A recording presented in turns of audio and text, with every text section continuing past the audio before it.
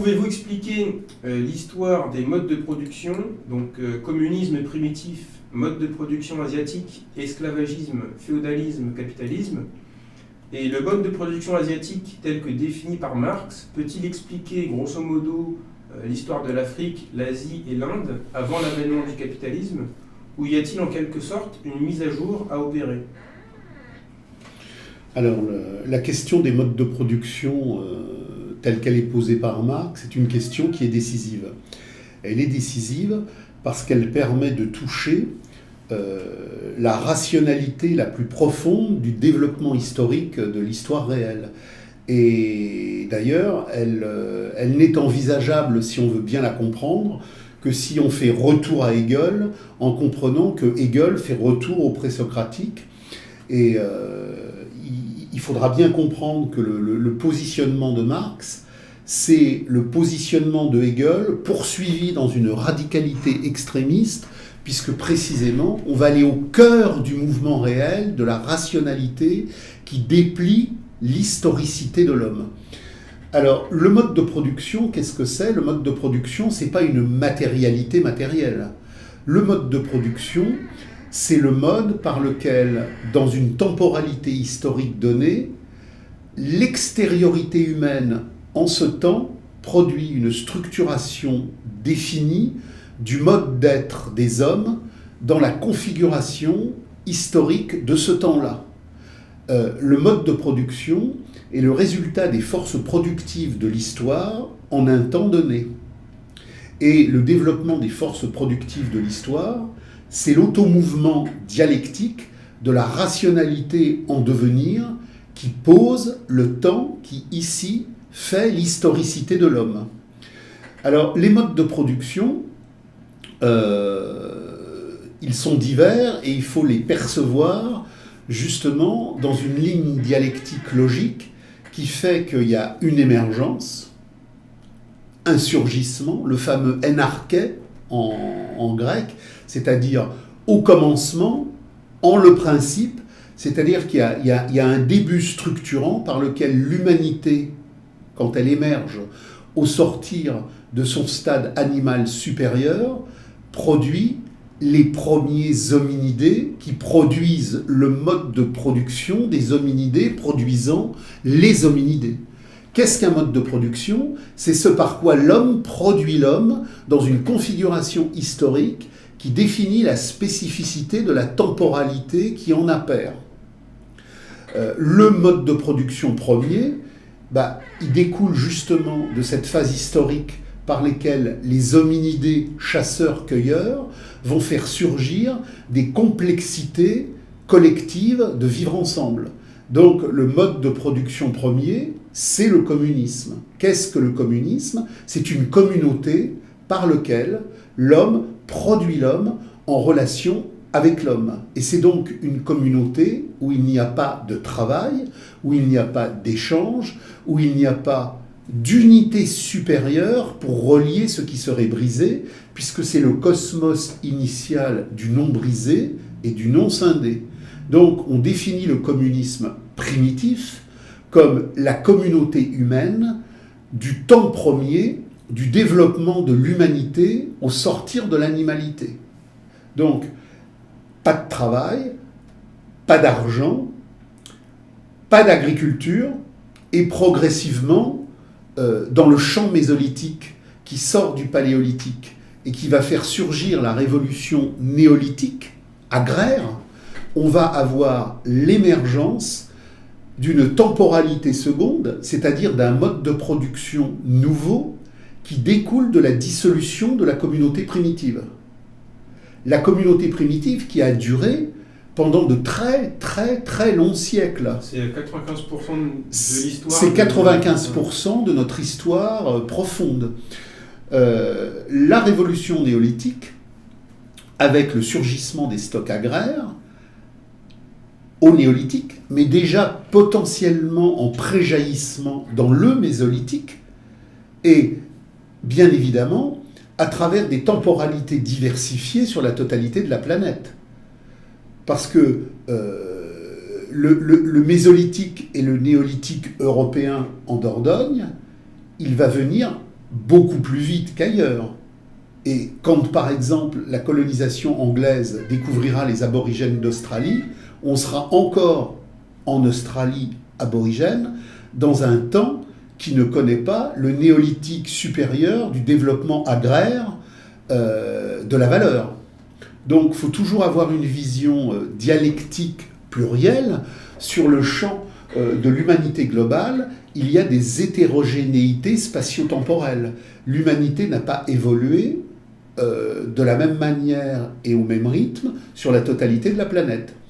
Donc le temps second qui voit surgir la dissolution des communautés primitives voit apparaître des formes qui vont diversifier des modes de production ensuite, qui seront, en fonction des ères historiques, du déterminisme, du développement, des conditions objectives, du résultat de la révolution néolithique, producteurs de diversification et de contradiction. Vous avez parlé du mode de production asiatique. Le mode de production asiatique, d'ailleurs Marx revient au fil du temps sur cette définition parce qu'il n'est pas qu'asiatique.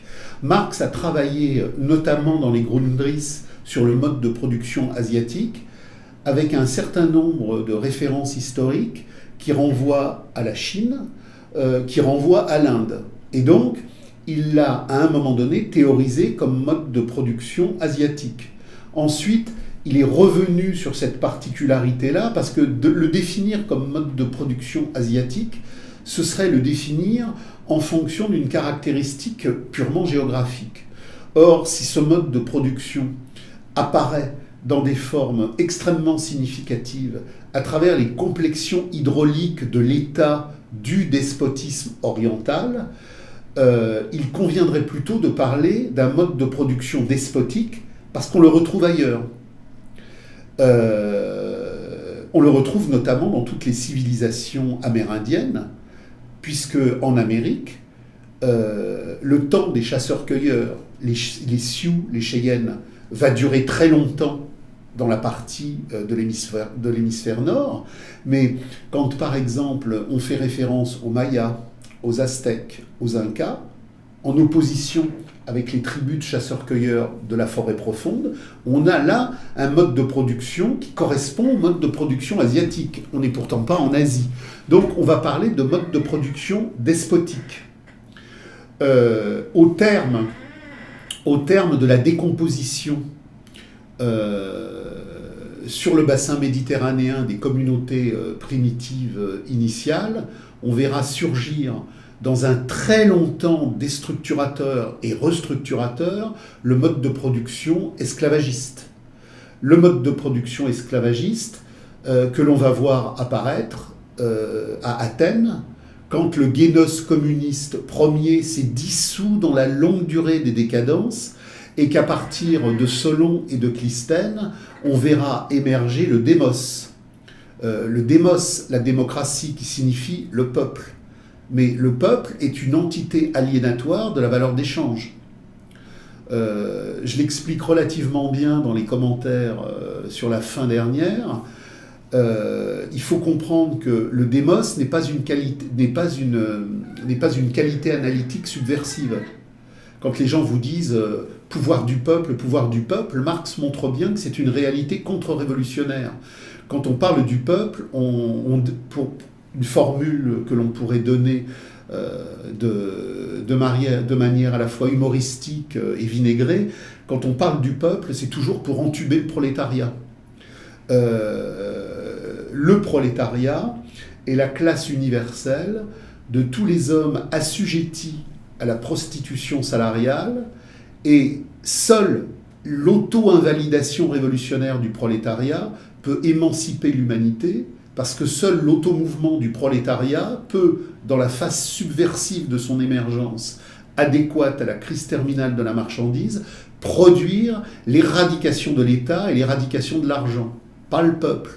Le peuple, le fameux démos qui a donné démocratie, il surgit en Grèce quand le génos est déstructuré. La terre grecque, archaïque, est une terre de l'homme de souche. Génos, ça veut dire la souche. Mais la souche, c'est pas simplement une identité spécifique liée au sang, comme Engels, c'est une identité spécifique liée au sang dans la communauté communiste. Le génos est par essence communiste, c'est la souche communiste. Et c'est pour ça que Engels, comme Marx, parle du communisme gentilis. Le communisme gentilis, c'est le communisme du génos qui, pendant effectivement de très très longs siècles, a été la structuration historique de l'ici et du maintenant, de la vie immédiate. Donc, quand la révolution de la valeur en mouvement qui découle de la révolution néolithique va vouloir construire un espace politique et démographique assujetti à la valeur d'échange, il va éradiquer les derniers reliquats du génos et produire effectivement le démos. Donc qu'est-ce que le démos ? C'est une population aliénée qui, sur un territoire donné, domestiqué par la valeur d'échange, fait structuration territoriale du mouvement des populations en la politique et en l'économie. Dans le génos, il n'y a pas de politique et il n'y a pas d'économie. L'économie, c'est la maison propriétarienne de l'homme domestiqué. La politique, c'est la gestion domesticatoire des hommes du démos aliénés dans la cité. Donc, ce qu'il faut bien comprendre, c'est qu'au sortir de la révolution néolithique, en fonction de toute une série de contradictions liées au développement de la valeur d'échange dans un territoire spécifique, avec des communautés spécifiques, va se créer une diversion, une divergence, une bifurcation entre les populations qui, au sortir de la communauté primitive, vont évoluer progressivement vers l'économie esclavagiste, ou au contraire, vers l'économie despotique. Et donc, on aura un Occident qui sera massivement en situation de produire l'économie esclavagiste qui trouvera son apothéose dans l'ordre romain de la civilisation commerciale, et on aura au contraire l'empire indien, l'empire chinois, qui évolueront dans un mode despotique oriental que Marx parfois appelle despotique asiatique. Quant à l'Afrique, c'est une forme, entre guillemets, périphérique de ce despotisme oriental, et on a très souvent des formes qui sont plus para-étatiques qu'étatiques.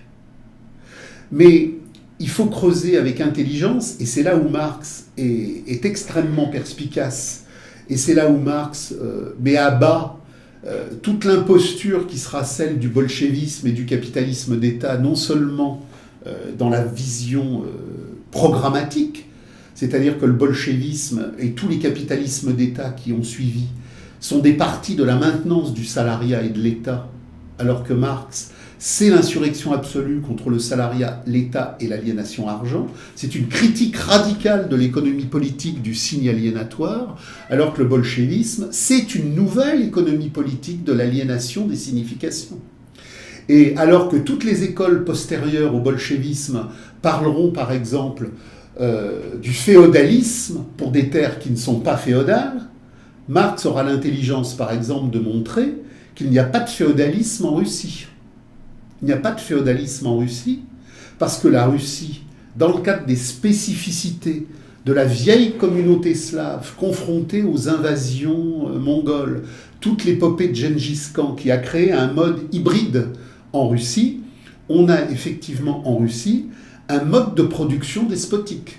Donc la Russie tsariste n'a rien de féodal, et toute la littérature néo-bolchéviste sur le sujet qui parle de féodalisme, elle se plante, mais elle ne se plante pas simplement parce qu'elle n'a pas compris, elle se plante parce qu'elle est dans une articulation radicalement contre-révolutionnaire, non seulement sur les mesures qui vont être prises, mais sur la compréhension dialectique de tout le temps. De la même manière, Marx montre que l'Espagne est un mode de production qui est en connivence, si je l'analyse, avec le mode de production despotique. Au terme de la Reconquista espagnole, on aura effectivement un État espagnol avec une noblesse espagnole, mais qui ne correspond absolument pas à la problématique du féodalisme. Donc, si vous voulez, il y a chez Marx une analyse des profondeurs à travers les Grundrisse et à travers le Capital. Le Japon est féodale, la Chine est despotique orientale, la France, bien évidemment, est féodaliste, mais à côté de la France qui est féodaliste, il y a l'Espagne qui est despotique étatique. Donc on a un mode de production en Europe, en Espagne, qui ne correspond pas aux autres modes de production de l'Europe. On a un mode de production japonais, féodal spécifique, qui ne correspond ni à la Chine ni à l'Inde. Donc il y a toute une analyse des profondeurs à mener, et cette analyse, elle est absolument décisive, parce qu'à partir du communisme premier, on a donc eu le mode esclavagiste en Europe, on a eu le mode despotique en Orient et en Afrique, sous des formes diverses, étatiques, para-étatiques, et puis on a bien évidemment en Europe cette grande spécificité féodale.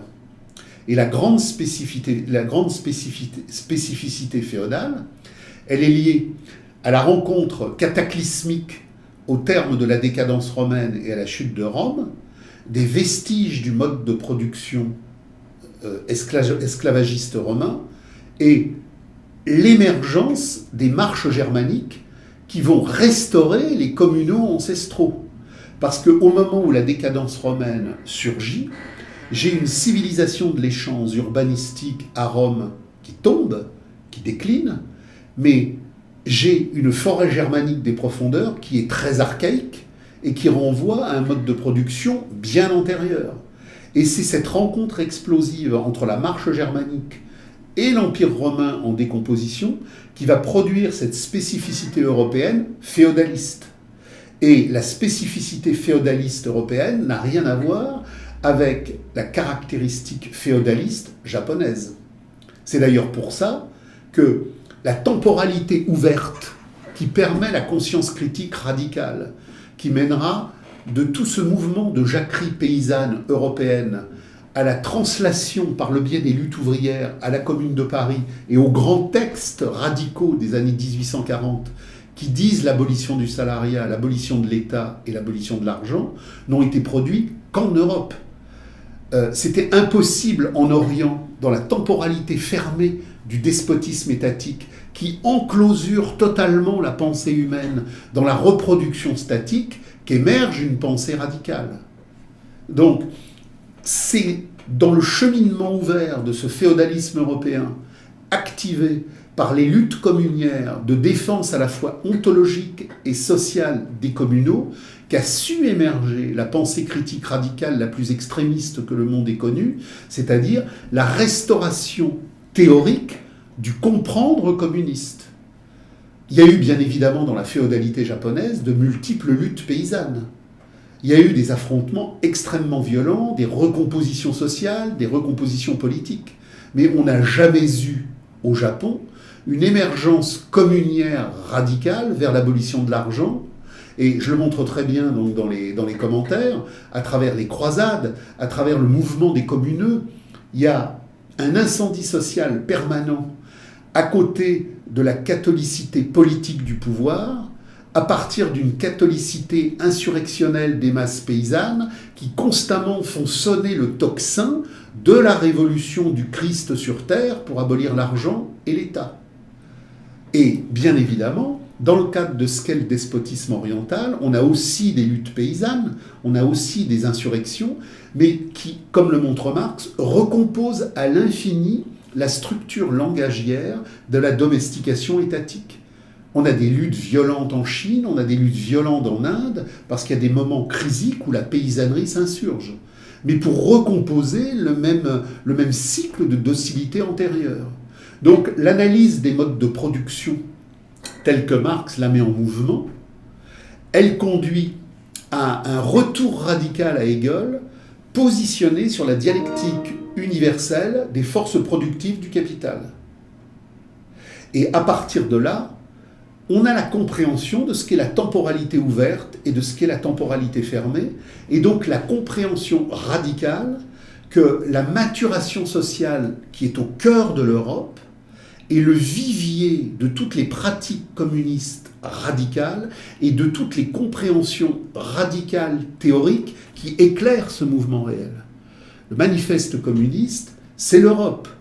le capital, c'est l'Europe. Les groupes radicaux qui vont contre le bolchevisme et contre la social-démocratie, aller au plus loin de la perspective analytique du retour à l'émancipation de la communauté humaine, c'est l'Europe.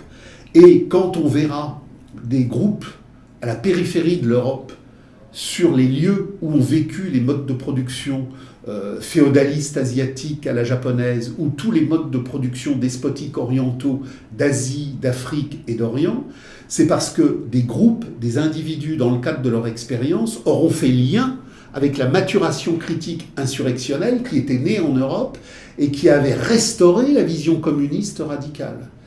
Parce que seule là, la temporalité ouverte radicale a été positionnée.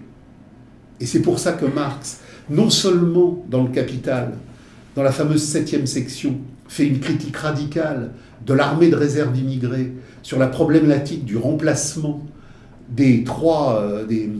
la problématique de remplacement qui remplace un Yankee par 3 Chinois.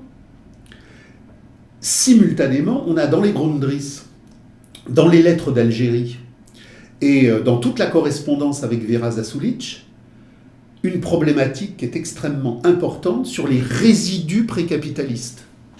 Marx a fait un voyage en Algérie. Dans ce voyage en Algérie, bien évidemment, sur une base radicale, il condamne la barbarie colonialiste de Bugeaud et les massacres qui ont eu lieu dans cette guerre où la France a conquis l'Algérie. Dans le même temps, il fait une critique radicale de la colonisation anglaise en Inde. Mais dans le même temps, il dit que par-delà cette négativité, l'Algérie rentre enfin dans l'histoire comme l'Inde rentre enfin dans l'histoire. Parce que quand il voit les populations d'Algérie, ou quand il analyse les populations indiennes, il voit cette temporalité absolue, faite à la fois de structuration politique et de structuration religieuse.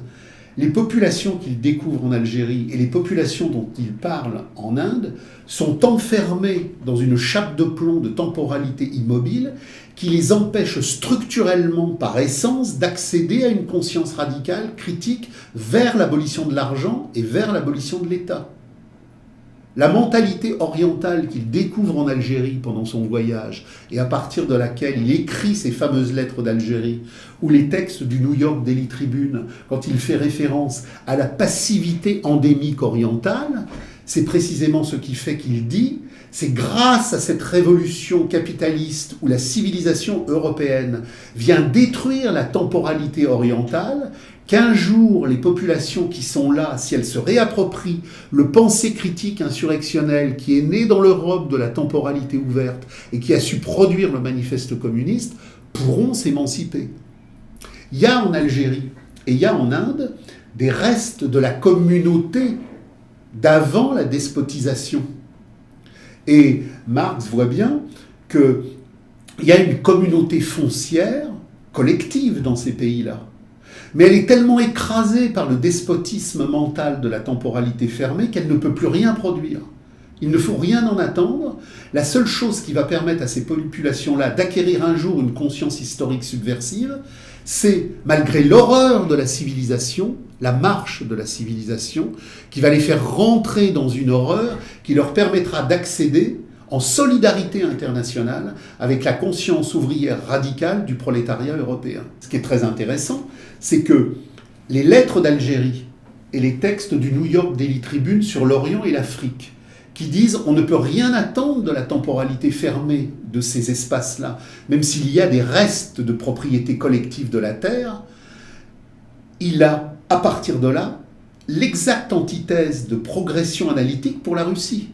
Toute la correspondance avec Vera Zasulich, c'est qu'en Russie, contrairement à l'Algérie ou contrairement à l'Inde, dans la temporalité ouverte des insurrections paysannes qui ont autour du Mir, c'est-à-dire la commune rurale russe, produit un espace de maintenance, un espace de critique qui va à plein de dimensions. Il y a les cosaqueries paysannes insurrectionnelles. Il se passe plein de choses autour du Mir.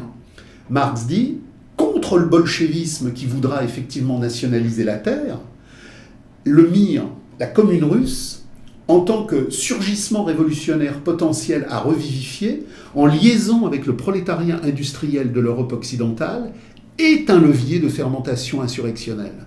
Donc, qu'est-ce qui fait que ce qui reste de communisme agraire en Algérie et en Asie n'a plus aucune vigueur subversive, alors qu'en Russie, autour du Mir, il y a la vigueur subversive? C'est toute cette problématique hegelienne que Marx reprend sur la temporalité ouverte et la temporalité passive, la temporalité fermée, et c'est ce qui fait qu'il parle d'un Orient et d'une Afrique enfermés dans une passivité systémique. Alors c'est pas parce qu'il y a une malédiction, c'est parce qu'il y a un développement des forces productives qui ont produit des aliénations politiques, des aliénations économiques et des aliénations religieuses qui font que ça doit péter pour qu'un jour émerge la conscience communiste. Alors, donc, ce que vous voulez dire, c'est que par rapport à la temporalité ouverte, vous avez fait un texte là-dessus, alors en Europe, sur l'Ukraine, et où vous reprenez certains textes de Marx où il dit qu'en gros, finalement, cette temporalité ouverte, elle n'est pas homogène en Europe, et qu'il y a certains pays... C'est très vrai. Donc, est-ce que vous pouvez expliquer un petit peu? Donc, il y a on a un continent qui est celui de la temporalité ouverte et de la temporalité critique, qui résulte, disent Marx et Engels, de la rencontre extrêmement subversive entre les marches germaniques et la décadence de l'Empire romain. Cette rencontre explosive a produit une spécificité d'intensité critique que l'on ne voit nulle part ailleurs, qui est celle des communaux de la Terre, qui, de manière ontologique, de manière historique et de manière sociale, ont créé une spécificité subversive pagano-christique de la paysannerie du continent européen qu'on ne rencontre nulle part ailleurs, puisque même si ailleurs il y a des luttes paysannes, elles n'ont jamais ce contenu de radicalité à travers le fameux problème christique du royaume de Jésus sur la terre qui abolit l'argent et l'État. Donc flagellant, communeux, maillotin, croisade des pastoureaux, croisade des enfants, il y a une spécificité européenne de radicalité insurrectionnelle, paysanne, qui deviendra bien évidemment celle de la classe ouvrière, puisque la classe ouvrière n'est rien d'autre que cette grande transmutation historique par laquelle la paysannerie est exilée vers les camps de concentration usiniers. Le premier prolétaire usinier, il découle de l'exil rural. C'est pour ça que Marx, Bordiga disent constamment la révolution capitaliste est d'abord une révolution agraire. On a cassé les communaux, et c'est parce qu'on a cassé les communaux qu'on a créé le prolétariat. Donc, le continent de la radicalité critique, c'est l'Europe. Les autres continents sont les continents de la passivité endémique, par contenu historique de la dialectique des forces productives, du déterminisme de l'histoire. Mais Marx dit, et il y a toute une série de textes dans la Nouvelle Gazette rhénane, en particulier autour des insurrections de 1840, 1844, 1848, le continent européen n'est pas homogène.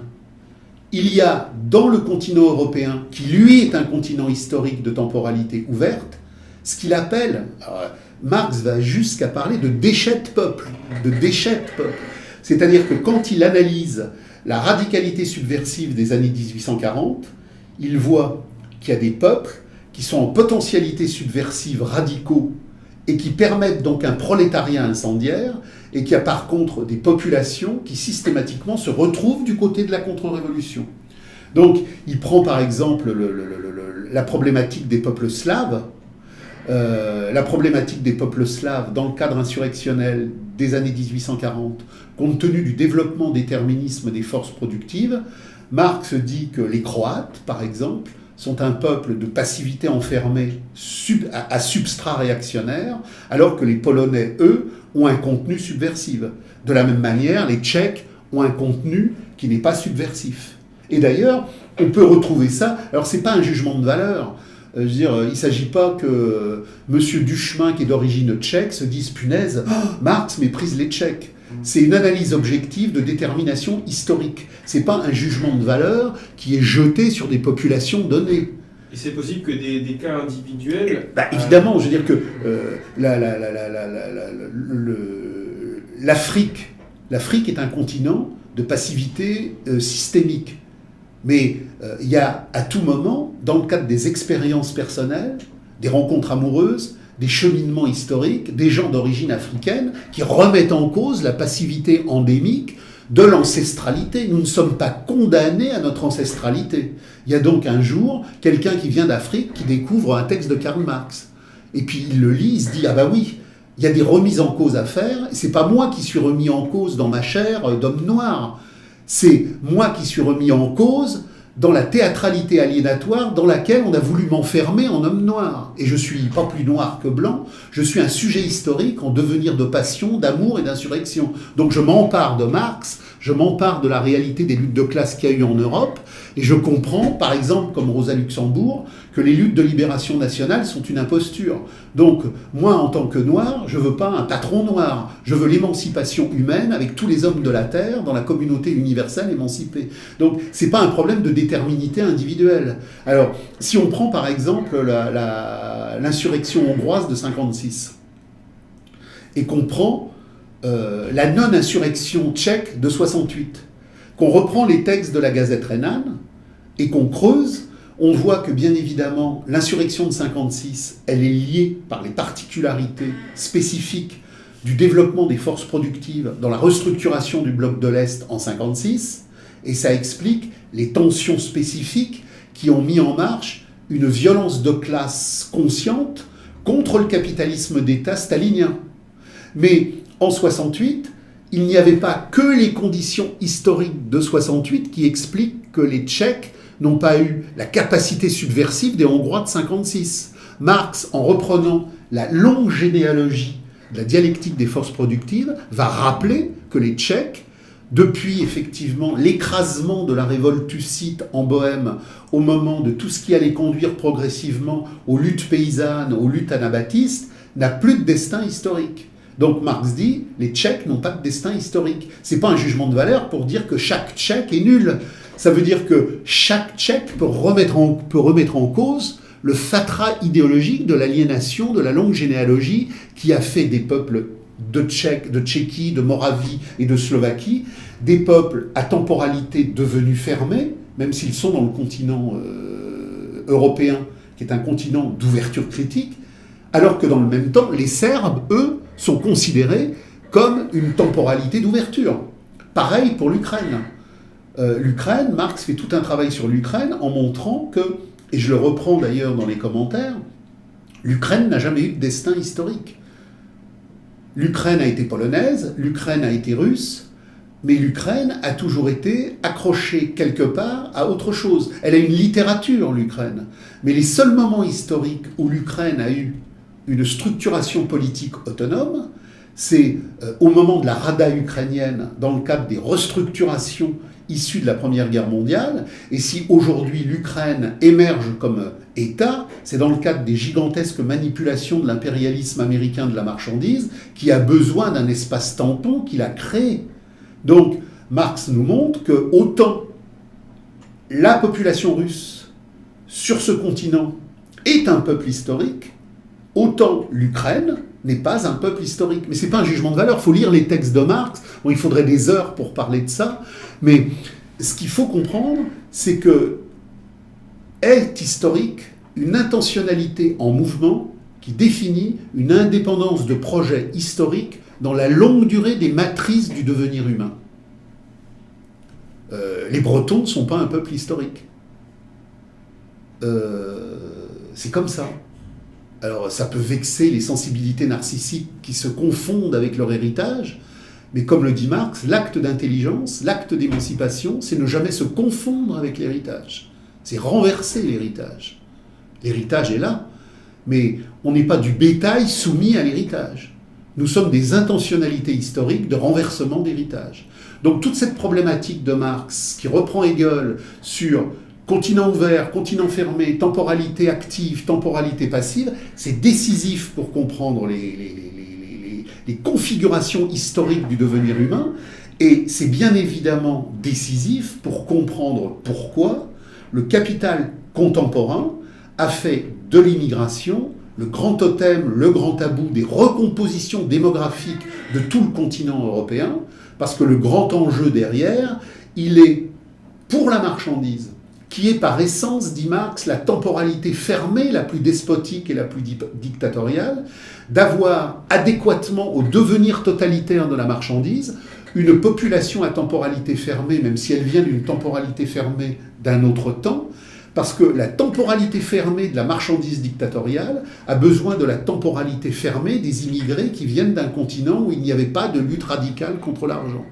Donc, après 68, grande tempête sociale significative du XXe siècle, où s'est posée la problématique radicale de l'abolition de l'argent et de l'abolition de l'État dans des perspectives radicalement antisyndicalistes, contre la gauche du capital, contre l'extrême gauche du capital, même si ça n'a pas abouti, parce qu'on n'était qu'au début de la crise terminale, le patronat, la classe capitaliste universelle, les États de cette classe capitaliste universelle ont compris l'enjeu pour faire disparaître l'ouvrier communard européen subversif qui parlait au monde de la subversion universelle, de faire venir des gens qui, même si parfois ils sont en insurrection critique, sont toujours en insurrection critique pour repartager la marchandise, pour repartager la logique de l'État, pour réaménager la logique du salariat, mais jamais sur la base du projet communiste d'abolition de l'État, de l'argent et du salariat. Donc tout ça se tient chez Marx. Il faut lire les Grundrisse, le Capital,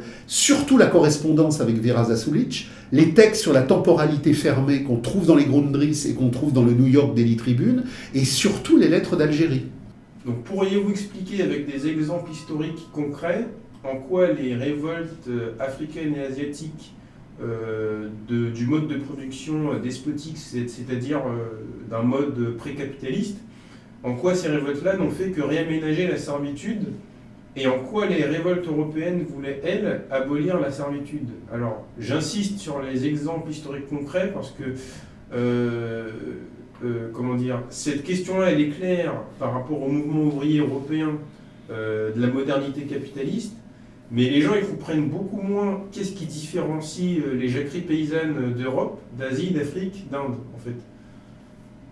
Alors, en préambule, j'invite vos auditeurs à aller lire les textes de Marx. Alors les Grundrisse, c'est peut-être un peu compliqué, mais bon, c'est pas inutile pour eux, même si tout n'est pas lisible, c'est déjà une grande masse d'intelligence en mouvement qui fait avancer. Mais les textes du New York Daily Tribune, où il écrit énormément sur l'Afrique et l'Orient. Ce que dit Marx, c'est que, alors bien évidemment, Marx fait une condamnation radicale du colonialisme, parce que le colonialisme tue, et le colonialisme, c'est le développement du capital.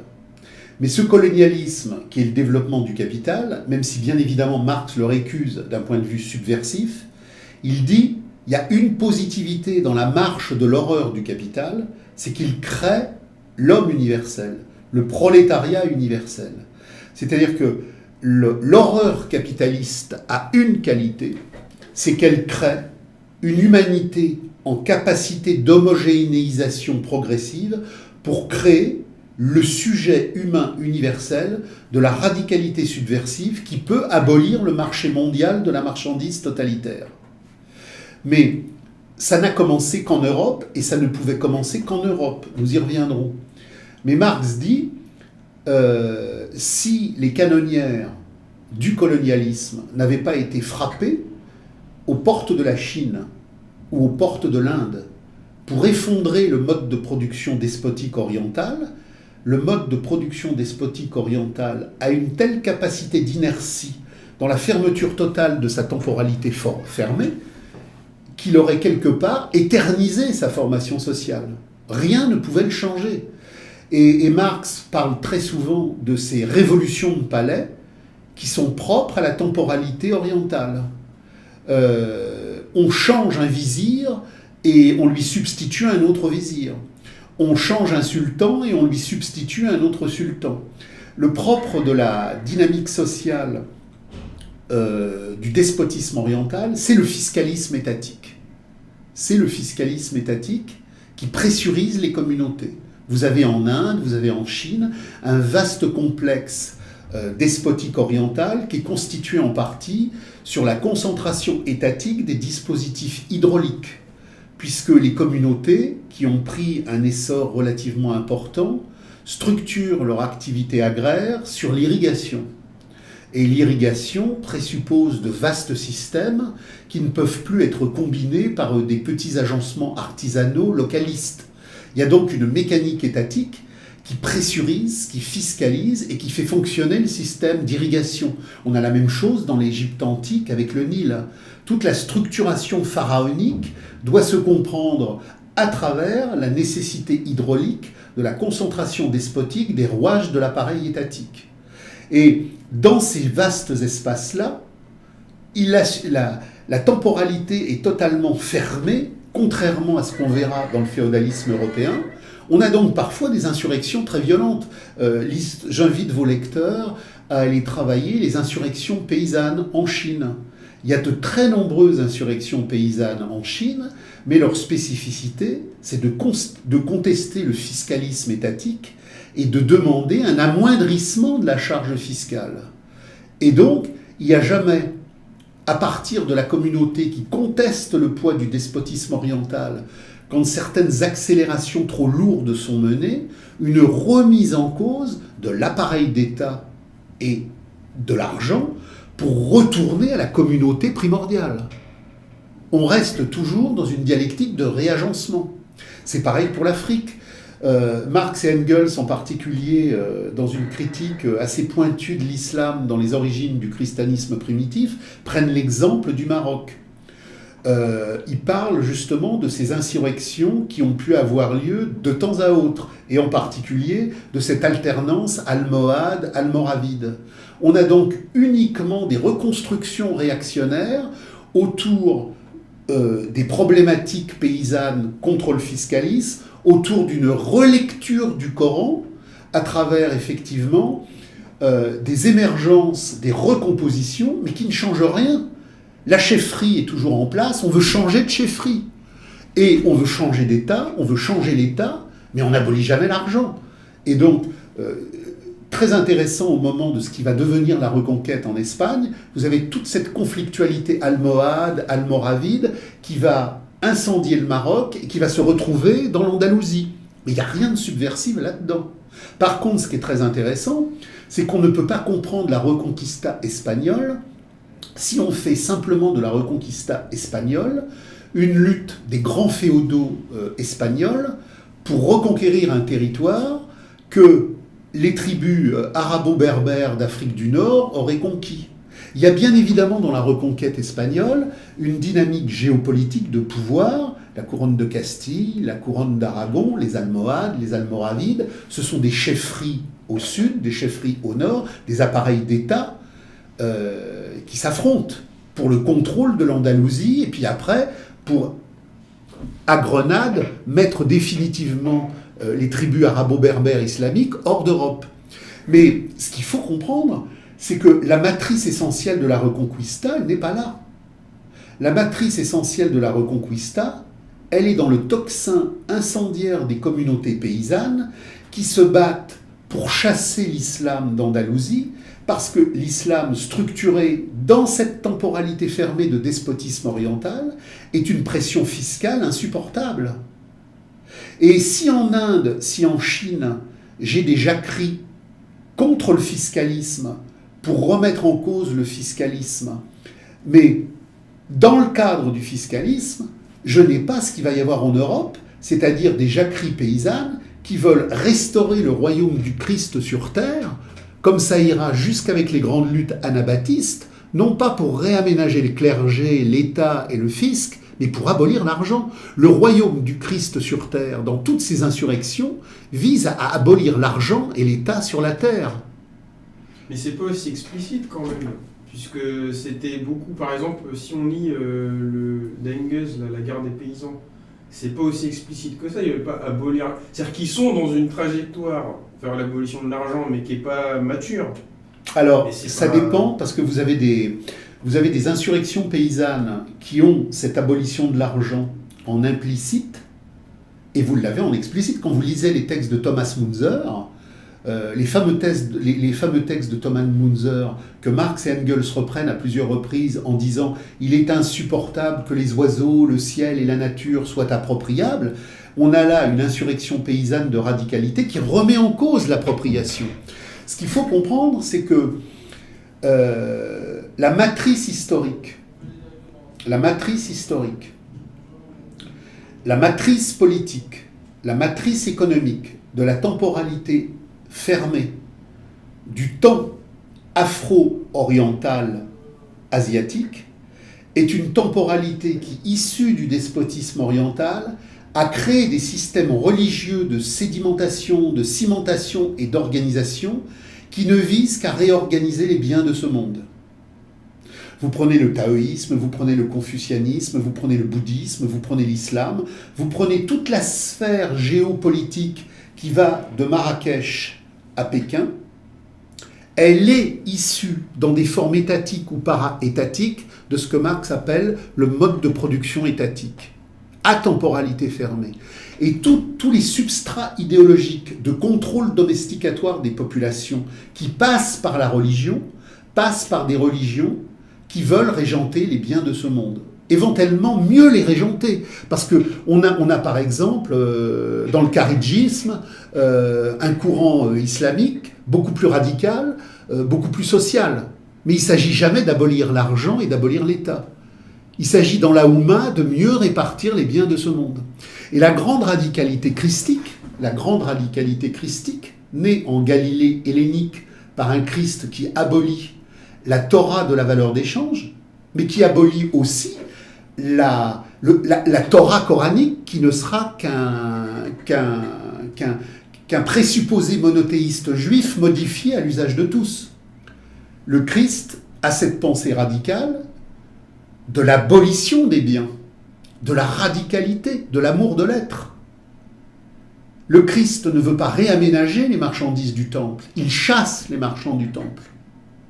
Donc, et ce n'est pas par hasard, si le christianisme a pris sa forme supérieure dans son développement historique, dans cette chrétienté paysanne insurrectionnelle de ce que Marx et Engels appellent l'Église du bas. Ce qu'il faut comprendre, c'est que si la reconquête espagnole, si la reconquête serbe avec les Krajina s'est faite contre les Turcs, à partir de classes nobiliaires qui voulaient se réapproprier la terre contre l'envahisseur turc et contre l'envahisseur arabo-berbère. Toute cette reconquête n'aurait pas été possible si elle n'avait pas utilisé à des fins politiques le substrat communiste radical des insurrections paysannes contre le fiscalisme étatique de l'Andalousie musulmane et contre le féodalisme étatique du sultan ottoman. La paysannerie européenne a constitué, par des jacqueries radicales, le substrat de son insurrection, mais en repoussant le turc et en repoussant l'arabo-musulman d'Andalousie. Ce ne sont pas simplement des armées professionnelles de nobles serbes, autrichiens ou de nobles espagnols, c'est le tocsin de la marche en avant de paysannerie insurrectionnelle. Donc, à partir de là, on voit très bien que dans aucune réalité orientale, les jacqueries paysannes qui ont pu exister n'ont dépassé le stade de la recomposition aliénatoire de la chefferie du pouvoir. Par contre, quand je prends l'exemple dans les commentaires de la fameuse insurrection communeuse de l'époque de Saint-Louis et de Blanche de Castille, on a une radicalité de cette paysannerie qui ne dit pas « nous voulons un autre roi, nous voulons une autre bourgeoisie, nous voulons un autre argent ». On a une rage communeuse de pastoureaux, de paysans, de jacques, qui vont dans toute la temporalité occidentale pré-capitaliste vouloir amener le royaume de Jésus sur la terre. Et quand les insurrections paysannes parlent du royaume de Jésus sur la terre, c'est de la plus confuse à la plus claire, ce qui permet d'aboutir au cheminement de Müntzer, c'est-à-dire à bas l'appropriation, à bas l'appropriation. Et on va exterminer des milliers et des milliers de paysans de l'Alsace jusqu'à la Silésie parce que cette paysannerie-là, que Luther a essayé de contrôler dans un réaménagement de la valeur de l'État et du pouvoir, est tellement incendiaire et insurrectionnelle qu'elle veut effectivement abolir les royaumes de l'argent sur la terre pour que le royaume du Christ contre tous les marchands du temple fasse production d'une nouvelle communauté humaine. Donc il faut comprendre tout ça. C'est pour ça que quand le prolétariat... Marx nous dit, nous ne sommes pas que notre cerveau. Nous sommes, dans l'aliénation, prisonniers de toutes les aliénations des générations antérieures. Mais nous sommes, dans l'émancipation, contributifs de toute la richesse des antécédences. Donc, le prolétaire européen, qui en 1844 va dire, en antithèse complète avec tous les continents de la temporalité fermée afro-orientale, abolition de l'État, abolition du salariat, c'est bien évidemment parce que le développement de la marchandise a configuré la problématique dans l'espace industriel moderne, mais dans l'espace industriel moderne, qui prend en compte la fameuse Aufhebung, la conservation, dépassement de toutes les jacqueries antérieures. Et c'est pour ça que Marx, dans une formule célèbre, rappelle à Hug que le communisme n'est pas une construction, mais c'est la grande dialectique historique des profondeurs qui fait que depuis que la communauté première a été brisée par le développement de la valeur d'échange issue de la révolution néolithique, tous les hommes brisés par l'inhumanité qui veulent vivre l'humanité ont en eux ce rêve ontologique de la réappropriation humaine de l'être générique.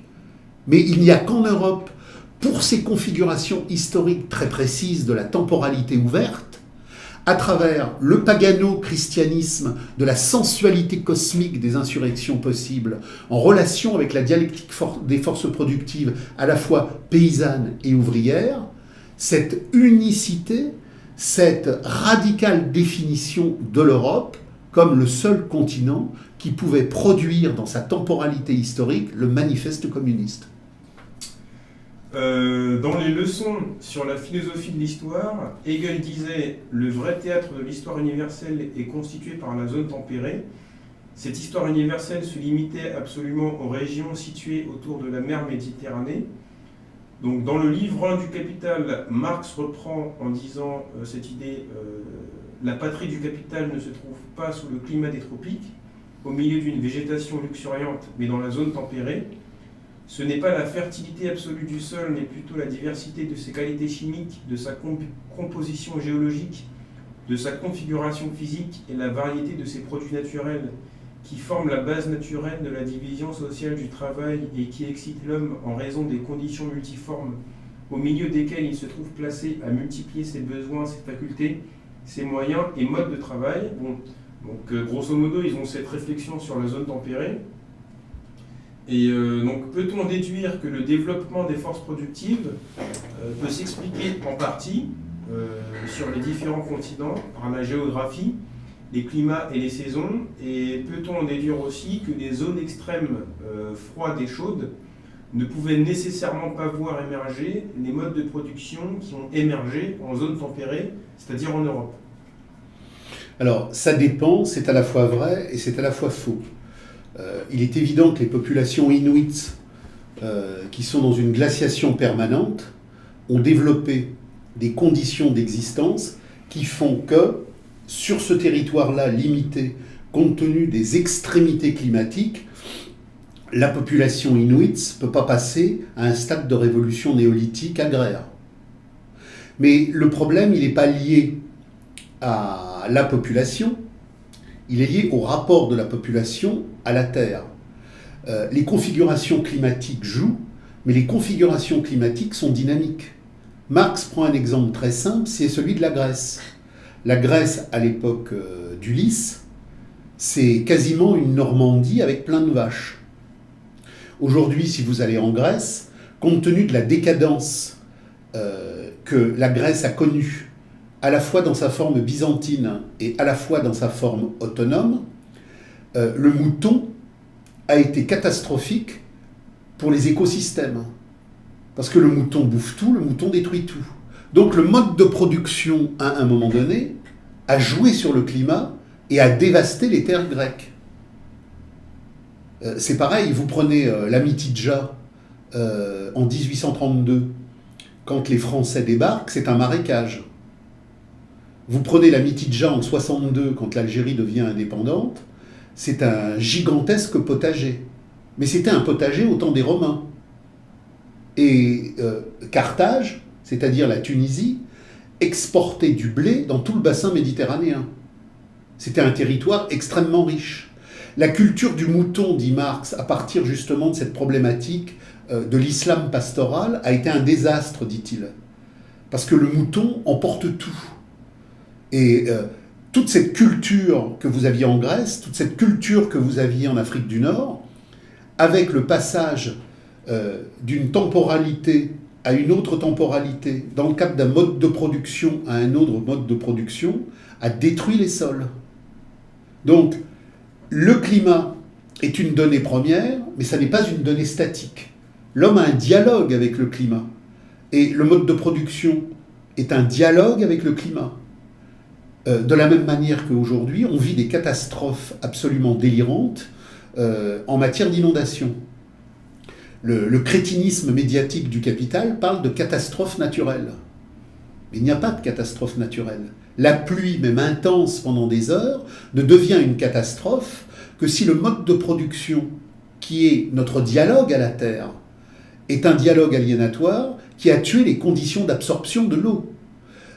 J'ai aujourd'hui des territoires entiers qui, parce que la révolution capitaliste du remembrement a fait partir les arbres, les haies, les talus, et simultanément bétonné dans des régions de plus en plus massives, j'ai donc, à partir de là, une impossibilité d'écoulement des eaux. Donc, j'ai effectivement des ravages d'inondation, non pas parce qu'il pleut, mais parce que le sol vers lequel ces pluies qui sont grossissantes sont en incapacité de trouver leur issue naturelle. Et j'invite d'ailleurs vos auditeurs sur cette problématique-là, sur le climat, la dialectique de l'histoire, les catastrophes naturelles, comment comprendre les zones tempérées, comment comprendre les zones extrêmes, à lire le texte de Bordiga qui s'appelle « Espèces humaines et croûtes terrestres », qui est un bouquin qu'on trouve en petite bibliothèque Payot et qui est génial parce qu'il montre que justement la dévastation dans un donné donné là et maintenant, elle n'est jamais liée à Dame Nature, mais elle est liée à la façon dont le capital détruit Dame Nature. Pour rebondir sur ce que vous disiez plus tôt sur le peuple et le démos, donc, Rosa Luxembourg dans Réforme sociale ou Révolution dit donc, nous trouvons la démocratie dans les structures sociales les plus différentes, dans les sociétés communistes primitives, dans les États esclavagistes de l'Antiquité, dans les communes du Moyen-Âge. Donc certains penseurs font parfois référence à la démocratie directe pour décrire cette période historique passée, et notamment pour décrire les communes de Paris, Kronstadt, Berlin, Barcelone, Budapest. Alors, en quoi est-il aujourd'hui inapproprié de parler de démocratie pour décrire l'auto-organisation subversive des masses asservies, puisque le mandat impératif montre par exemple une passerelle, même légère, mais une passerelle entre communisme de conseil et démocratie directe. Alors, en quoi donc, communisme et démocratie, c'est-à-dire génos et démos, sont-ils donc si antinomiques que cela? Alors votre question est importante parce qu'elle va nous permettre d'ouvrir un champ pluriel de milliers de questions. Alors on va faire vite, mais il me faudrait bien 3 heures pour répondre à la question. Marx fait une critique radicale de l'imposture démocratique dans la critique de la philosophie du droit de Hegel, dans la question juive et dans la Sainte Famille.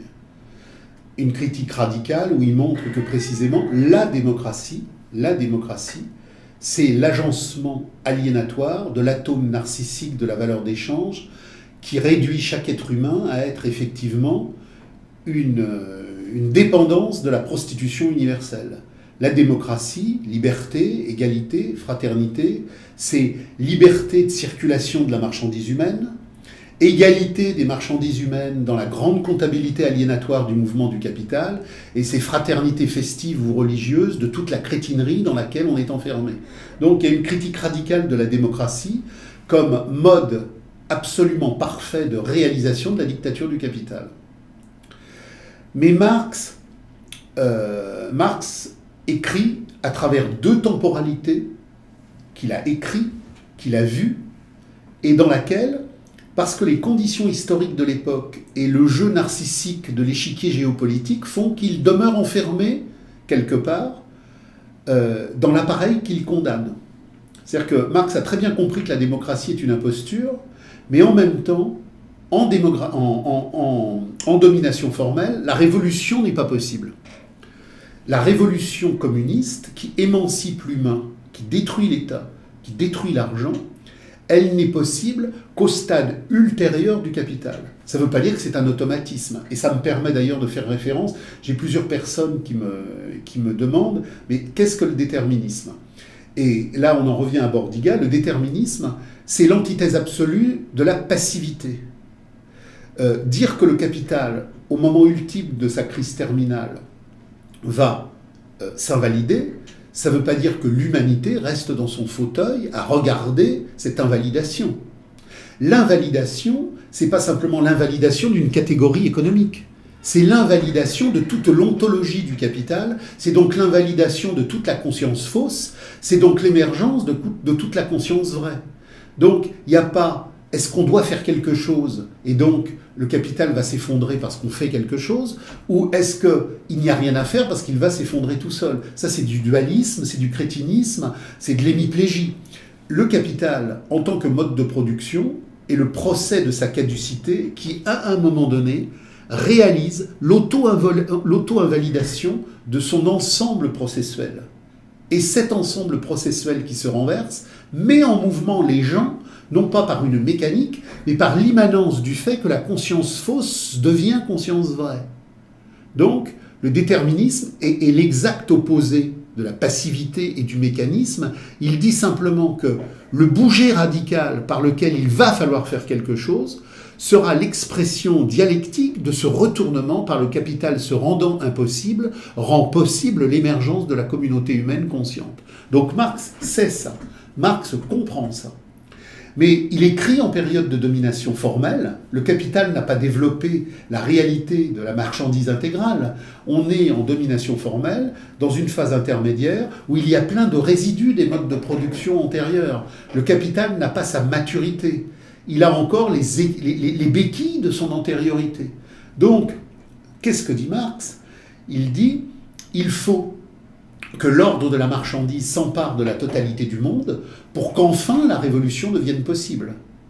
Et donc à partir de là, et on le voit dans le manifeste, il y a la définition, par-delà la vision maximale du projet communiste, il y a la définition de programme minimum. De programme minimum qui ne servent à rien. Parce que la marche de l'histoire n'avance pas plus vite, parce qu'on la soutient activement. Quand Marx, par exemple, soutient les luttes démocratiques de la bourgeoisie en Allemagne pour faire avancer l'histoire. Ça ne fait pas avancer l'histoire d'une seule seconde, puisqu'elle avance au pas déterminisme de son processus. Par contre, ça va produire des effets d'opacité qui vont porter à préjudice dans le long terme.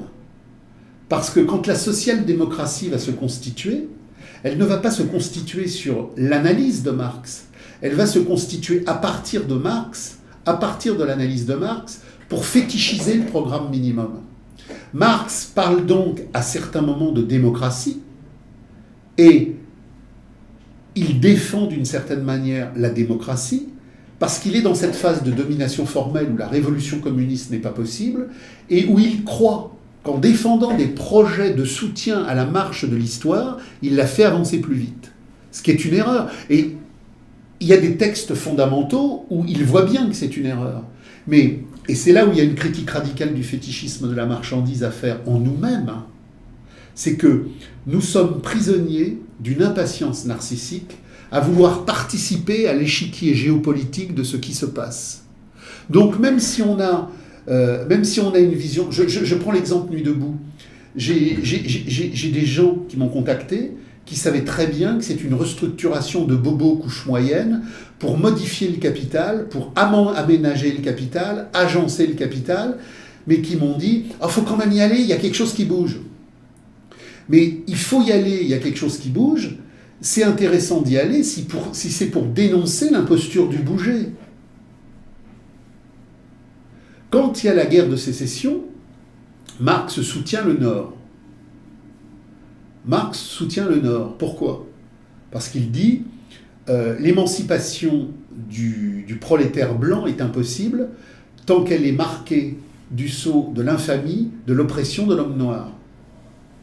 Il a raison. Mais sa lettre à Lincoln de soutien au Nord ne fait pas avancer d'une seule seconde la guerre de sécession. En revanche, elle peut distiller des parcelles aliénatoires d'illusions qui donnent à penser qu'il y a un camp qui est meilleur que l'autre. Donc il faut comprendre que Marx a compris que lors de la révolution communiste, la démocratie, qu'il a critiquée d'une manière radicale dès 1843, serait abolie en tant qu'imposture, parce que la démocratie, ce n'est pas l'automouvement de l'émancipation humaine, ce n'est pas l'auto-organisation de l'humanité émancipée. La démocratie, c'est le démos aliénatoire qui autogère la servitude de la valeur d'échange.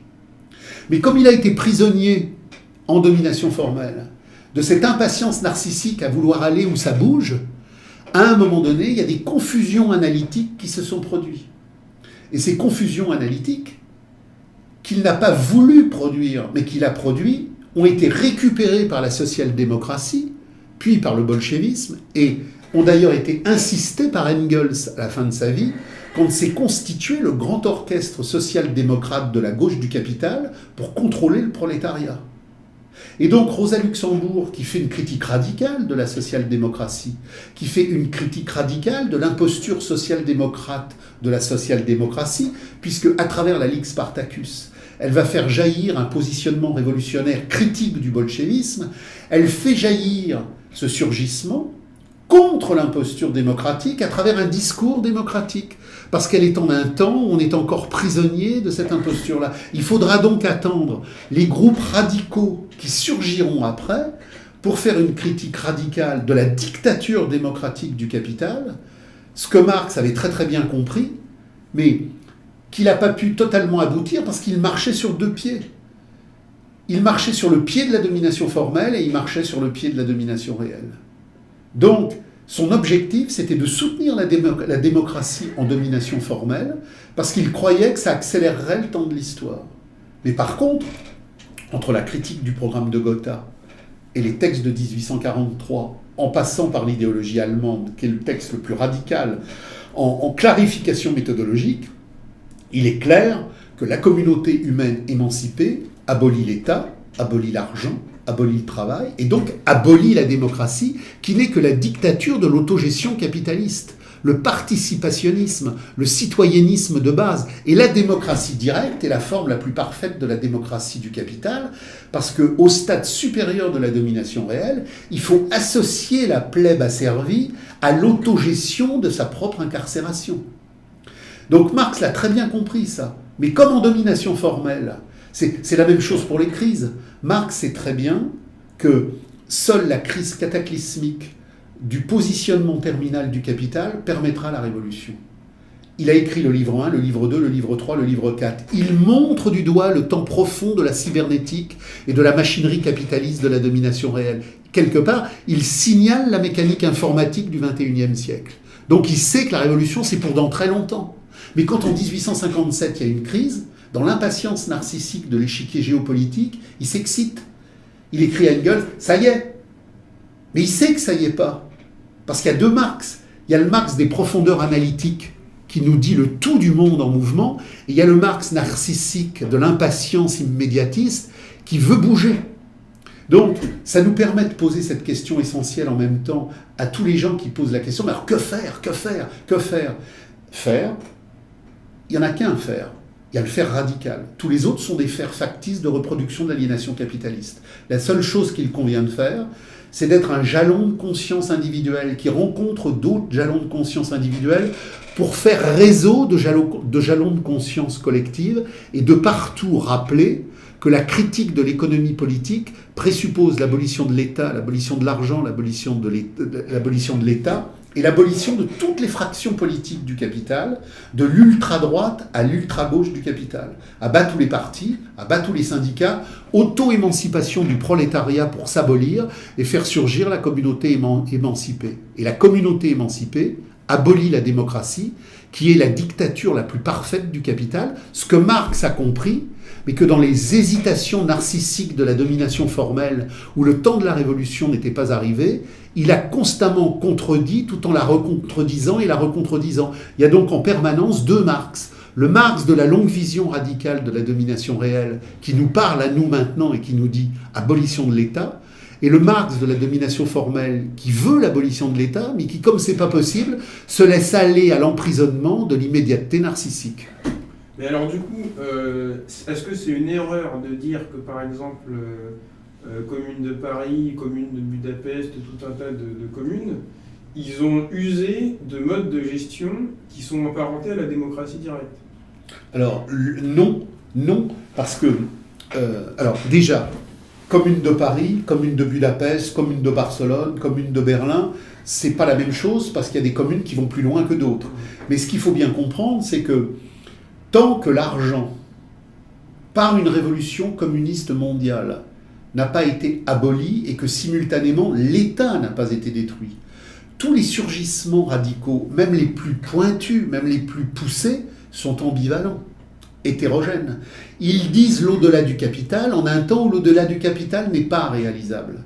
Ils disent donc l'au-delà du capital en maintenant l'en-deçà. Ils sont donc à la fois dans et contre. Tant que la crise terminale du capital n'a pas invalidé l'implication réciproque prolétariat-capital qui produit l'auto-présupposition de la valeur d'échange en mouvement, la révolution n'est pas possible. Toute émergence radicale est condamnée à échouer et donc à produire un sursaut de réformisme radical. Donc la Commune de Paris, elle dit à la fois la direction de la communauté humaine émancipée, mais elle dit en effet, en même temps, l'échec de sa possibilité. C'est pareil pour Berlin, c'est pareil pour Barcelone. Mai 68, d'une autre manière, c'est une gigantesque insurrection de l'homme contre l'argent, c'est une gigantesque dynamique subversive, mais on est au début de la crise, on est en 68, c'est le début de la crise actuelle, et le capital a encore des variations possibles de réaménagement considérables. Donc 68 est condamné à échouer. Donc puisque 68 est condamné à échouer, même les formulations les plus radicales dans les usines les plus radicales, je prends le cas de Montbéliard dans le bouquin Les commentaires qui vient de sortir, sont condamnées malgré toute leur vigueur à échouer. Et elles n'échouent pas parce que les gens sont insuffisamment organisés. Elles échouent parce que le temps n'est pas venu. Et là, Marx retombe sur Hegel d'une manière particulièrement pointue. Tant que le temps de la caducité totale du capital n'est pas venu, c'est le temps de la réformation infinie du capital qui se reconduit, qui se reconstruit. Rosa Luxembourg s'opposait à Lénine dès 1906, car à la suite de la révolution russe de 1905 qui avait éclaté spontanément, elle soutenait que le parti ne devait aucunement diriger le prolétariat, dès lors que la seule voie menant à la révolution prolétarienne est celle de l'auto-organisation du prolétariat. Donc, en s'appuyant sur cette opposition, est-ce que vous pouvez dire qu'est-ce que le Parti communiste pour Marx, Engels et les groupes radicaux qui les ont suivis? Alors, la question du parti, elle est importante. Elle est importante parce que Marx s'est réclamé du parti et les groupes radicaux qui ont poursuivi le travail de Marx, Marx disant « moi je ne suis pas marxiste », ont tous terminé dans une perspective radicale par récuser la notion même de parti. Alors, le problème vient en partie de la contre-révolution bolchevique. Déjà, je demande à vos auditeurs, pour bien comprendre cette problématique-là, de faire un effort de lecture, parce qu'il faut lire, hein. Si on ne lit pas, on n'avance pas. De prendre le livre de Anton Pankow, qui s'appelle « Lénine, philosophe ». Le livre d'Anton Pankow est radical, c'est un ouvrage de méthode qui va au bout de cette problématique-là, parce que Pankow représente les fractions radicales issues de Marx, contre justement le bolchevisme dénoncé et analysé comme un pur capitalisme d'État, c'est-à-dire comme un pur mouvement contre-révolutionnaire. Marx comprend le parti communiste comme la partie la plus consciente du prolétariat, en tant que le prolétariat selon la formule initialement posée par Flora Tristan, c'est une dynamique historique qui doit s'auto-émanciper. L'émancipation des travailleurs sera l'œuvre des travailleurs eux-mêmes. Donc, l'émancipation de l'humanité par le prolétariat s'invalidant. Le prolétariat s'abolit en tant que prolétariat et il permet l'émergence de la communauté humaine. Qu'est-ce qui organise le mouvement du prolétariat s'auto-abolissant ? C'est l'automouvement de la conscience du prolétariat au moment de la crise terminale. Et qu'est-ce que le parti ? Le parti, ce sont les minorités qui, avant ce moment-là, où l'universelle aliénation se renverse, sont déjà en analyse critique, en positionnement de subversion, et ont donc quelque part, dans le champ du développement des forces productives de l'histoire mondiale, un temps d'avance. C'est-à-dire qu'aujourd'hui, dans un atelier, il y a peut-être un individu qui veut l'abolition du salariat, et puis quand il en parle à ses collègues, on lui dit c'est pas possible, ça tient pas debout, ça n'a pas de sens. Donc depuis que l'histoire est l'histoire du prolétariat, il y a dans les entreprises, dans la rue, dans tous les espaces que l'on rencontre, des gens qui, en matière de perception, en matière de compréhension, sont plus en avance qu'eux. Donc le parti pour Marx, c'est cette partie du prolétariat qui a une vision plus claire que le reste de la classe. C'est rien d'autre. Et le parti, il doit participer à l'organisation de la classe au moment révolutionnaire, mais il ne se substitue pas à la classe. Rosa Luxembourg, elle est dans cette stratégie-là, et elle comprend, à bas le césarisme léniniste, que c'est l'automouvement de la classe qui émancipe la classe.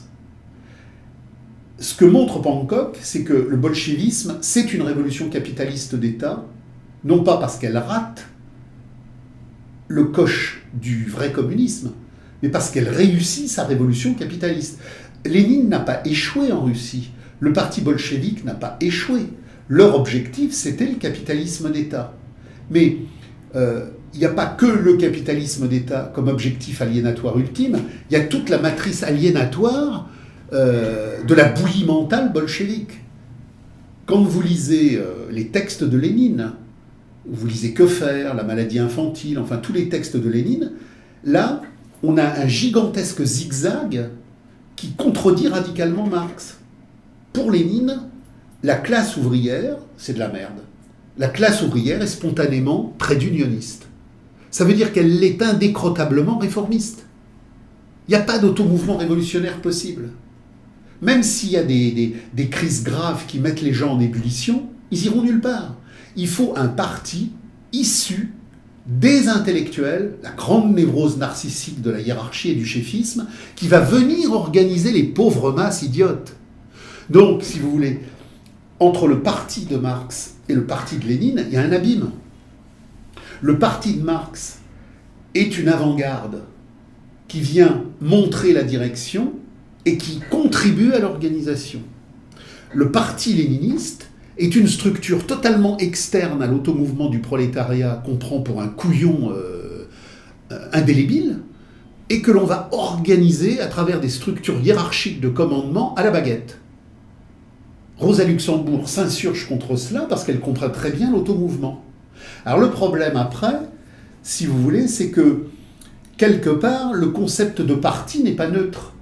Il renvoie à la Révolution française, il renvoie à la démocratie, il renvoie aux montagnards, il renvoie aux Girondins, il renvoie à Danton, il renvoie aux montagnards. Et quelque part, le parti fétichise une partie. C'est pour ça que les gauches qui restent prisonnières du parti, qui sont à la gauche du bolchevisme et qui critiquent le bolchevisme en maintenant quelque part l'idée du parti, vont pas jusqu'au bout.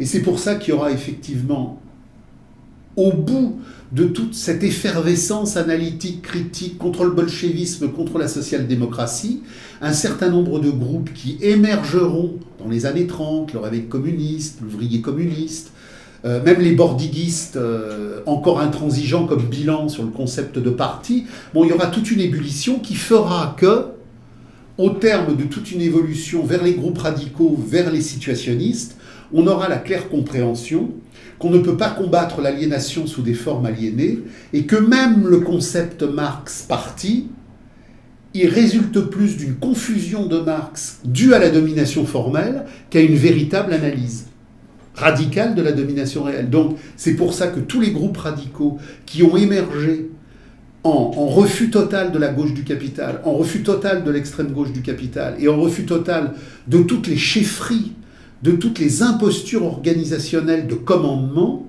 ont terminé par ni parti ni syndicat, la critique radicale du syndicat, la critique radicale du parti. Alors bien évidemment, le prolétariat s'organise. Mais qu'est-ce que l'organisation du prolétariat ? C'est l'auto-mouvement de sa constitution comme sujet historique qui abolit l'argent, qui abolit l'État et qui abolit le capital. Ça, c'est un peu les conseils, peut-être. Les conseils ont eu justement une part très importante en tant qu'expérience historique pour définir cette problématique-là. Et les conseillistes, au début, il y a eu un KAPD en Allemagne conseilliste à côté du KPD léniniste. Il y avait encore un KAPD.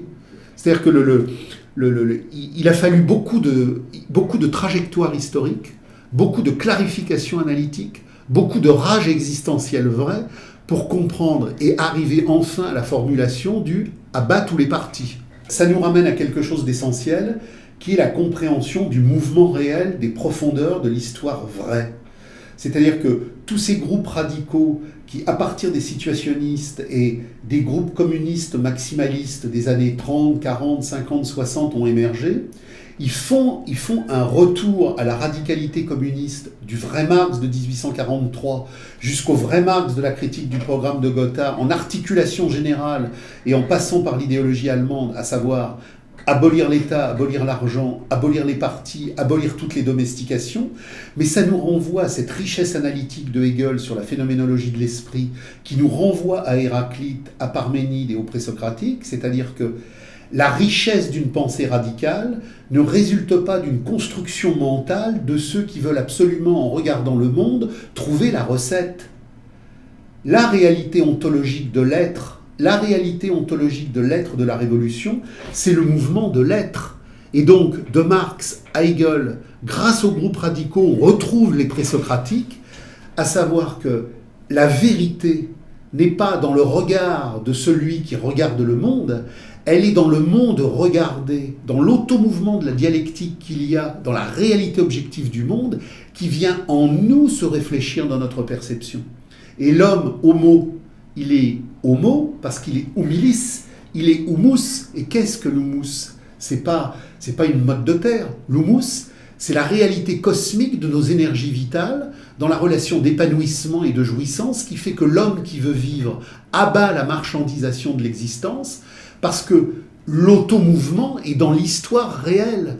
Donc, au moment où on voit toute une série de gugus à droite, à gauche, créer des recettes, ressombrer dans le néo-proudhonisme, établir des systèmes, établir des sorties de crise, établir des laboratoires, des mouvements de recherche pour trouver la solution, la doctrine, la recette, cette compréhension de Marx radicale qui nous renvoie à Hegel et nous renvoie effectivement aux présocratiques, c'est le plus terrible missile pour déconstruire tous les délires constructivistes de solutions théoriques créées par des hommes intelligents qui s'imaginent avoir par effectivement la loupe analytique la solution. Abat toutes les loupes analytiques des chercheurs, des découvreurs, des narcisses qui positionnent des solutions. La solution, c'est l'automouvement réel du réel lui-même.